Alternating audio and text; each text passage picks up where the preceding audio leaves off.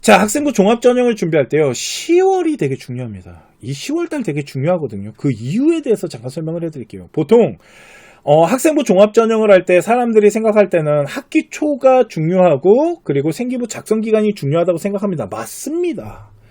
가장 중요한 시기는 언제입니까? 학기 초입니다. 2월 말에서 3월달 초에 우리 아이가 1년 동안의 학업에 대한 부분, 비교과에 대한 부분을 어떻게 1년치를 계획하고 그 부분에 대한 스토리를 짜고 가는 게 중요합니다. 그리고 결국은 우리 아이가 활동한 부분에 대해서 생활기록부 작성하는 게 엄청 중요합니다. 그죠?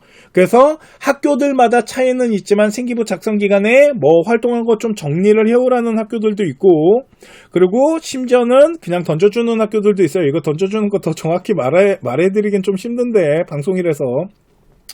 이러다 보니까, 그러면 10월 달은 그냥 넘어가는 달이기 때문에 중요하지 않다라고 생각하시는데요. 10월이 엄청 중요합니다. 그 이유에 대해서 잠깐 설명을 좀 해드리도록 할게요. 자, 이게 이제 10월 달 달력인데요. 아시다시피 요 앞부분이 뭐였냐면 우리 아이들 2학기 중간고사 기간입니다.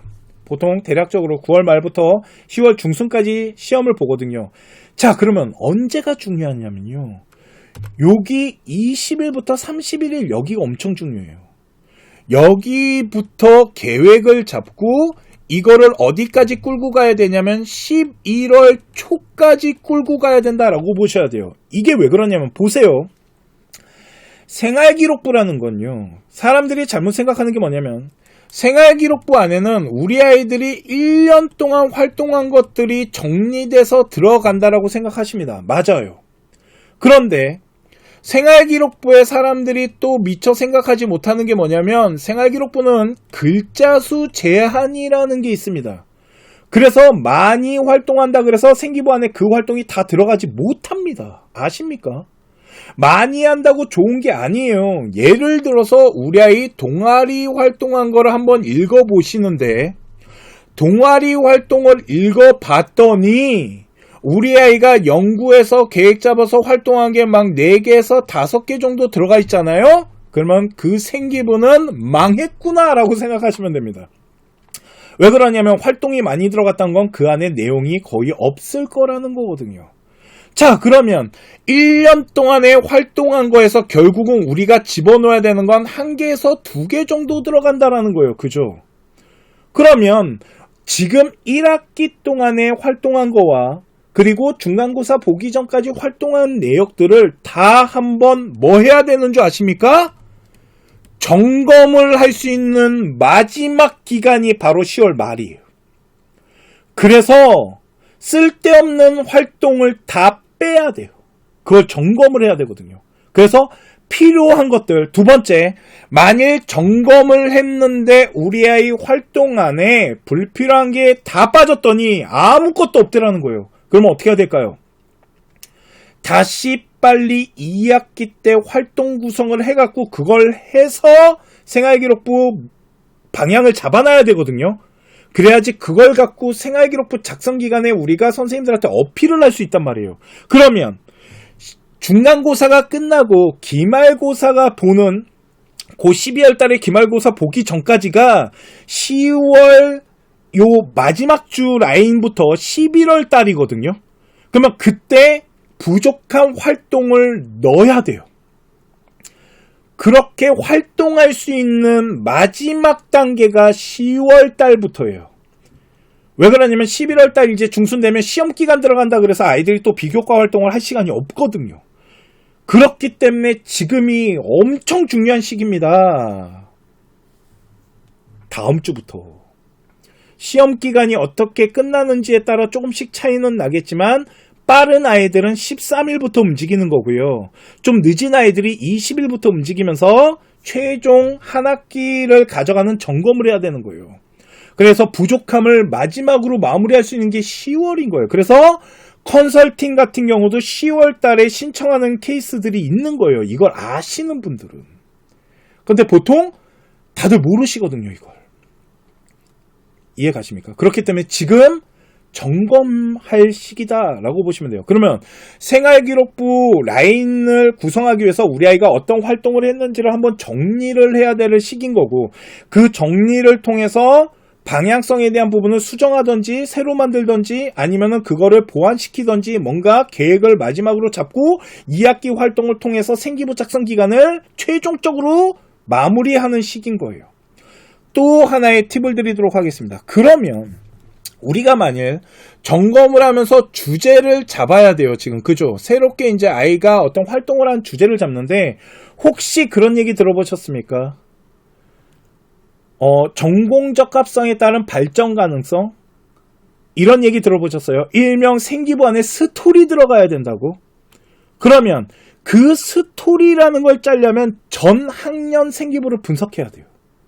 그래서 그런 활동들이 우리 아이가 이번 학년에 진행된 부분들이 있는지 없는지를 체크해서 없으면 지금 10월부터 11월 달 사이에 그거를 집어넣어야 돼요. 이제 학년 비교과 활동 점검 수정 마지막 기간인데요. 예를 들어갖고요.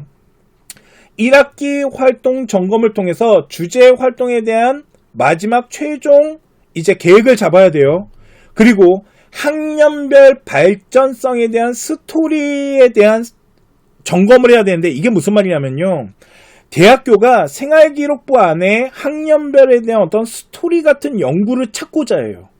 자, 그러면 우리 아이가 만약 고등학교 2학년이라면 고등학교 1학년 생기부를 봐야 되는 거고, 우리 아이가 만약 고등학교 3학년이 됐다라면 우리 아이는 고등학교 2학년 생기부를 분석을 해야 된다라는 거예요. 1학년이야 어차피 생기부가 없으니까 저 학년별 발전성은 없겠지만, 자, 그러면 전년도 생기부를 보는 거예요. 자, 봤더니 우리 아이가 동아리 활동 안에서 여러 활동을 했는데, 봤더니 GMO 농산물 규제 완화에 대해서 연구한 게 있어요. 그러고 읽어봤더니 요 내용이 생각보다 별로 크게 발전성이 있게끔 돼 있진 않아요. 그냥 GMO에 대해서 했나 봐요. 또 하나 읽어봤더니 우리 아이가 사회기반 시설의 구축하기라는 활동을 했고요. 주거시설의 부족한 부분을 개발도상국 상황을 통해 주거환경 개선 사업과 하우징 프로젝트 같은 거를 했대요. 요거 괜찮은데? 주거환경 개선 사업? 아니면 GMO 농산물? 그러면 우리 아이가 고등학교 만약에 이게 2학년 생기부라면 고등학교 3학년 때 요런 활동에 대한 연장된 연구가 있는지 최종적으로 점검할 수 있는 게 10월인 거죠. 생기부 마무리한다라면, 만약에 우리 아이 지금 생기부가 고등학교 1학년이에요. 그러면 고등학교 2학년 1학기 동안 활동한 거를 점검해 봤을 때 이런 내용이 있는지를 봤는데 없어. 그러면 10월부터 11월 사이에, 야, 이거 너 GMO 연구한 거 있잖아. 이거 조금 더 깊이 있는 주제 라인을 가지고 저거 지금 농산물 규제 완화한 거 있지. 저거 과학기술에 대한 유전자 원리와 저거 행정적 제도 융합적으로 연구 하나 갈까? 이럴 수도 있고요. 저 주거환경 개선 사업을 지역사회에 문제되는 어떤 지역을 찾아갖고 그거로 개선 방안을 실생활에다가 갖다 붙이면서 연구할래? 라고 최종적으로 주제에 대한 방향성을 하나 더 만들어낼 수 있는 게 바로 10월인 거예요. 이런 게 있는지 없는지 점검해야 될 시기라는 거죠. 이게 11월 중순이 되잖아요. 그러면 또 시험 기간 들어가고 이러면 아이가 비교과 활동할 수 있는 시간이 없어요. 왜?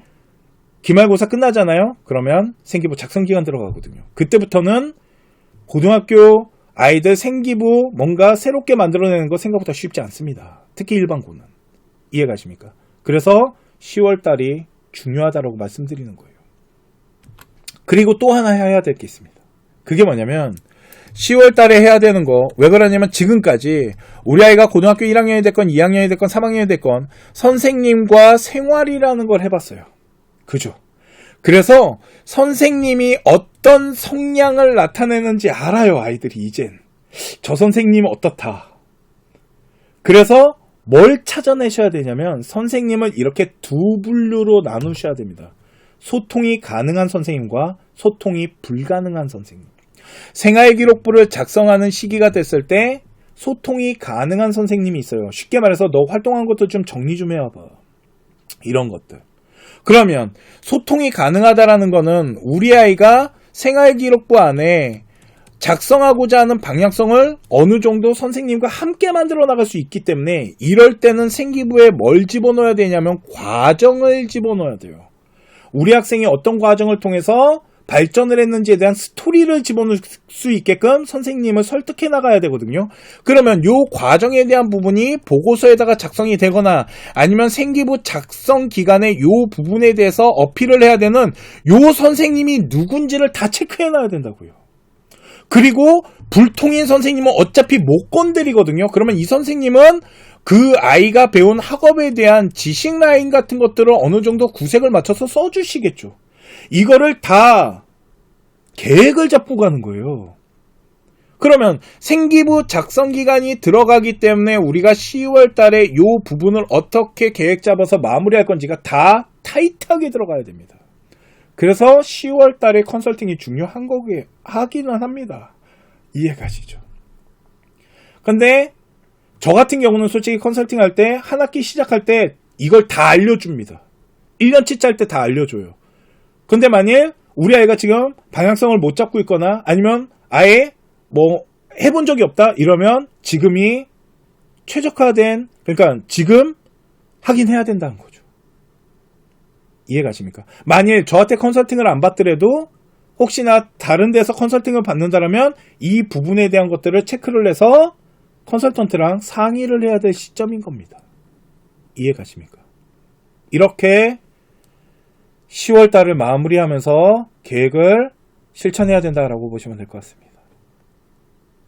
자, 오늘 제가 준비한 방송은 여기까지이고요. 저희 컨슈에서는 현재 컨슈 오픈 채팅방을 운영하고 있습니다. 저희 라이브에서 채팅창을 통해서 질문을 하시잖아요. 그것처럼 궁금한 사항이나 교육이나 입시에 관련된 거 오픈 채팅방에서 물어보시면 제가 아는 거에 한해서는 지금 답변을 해드리고 있고, 모르면 조사를 하는데 이제는 오픈 채팅방도 있겠지만 에두비라는 LMM 프로그램도 활용하시면 좋다라고 보시면 될 것 같습니다.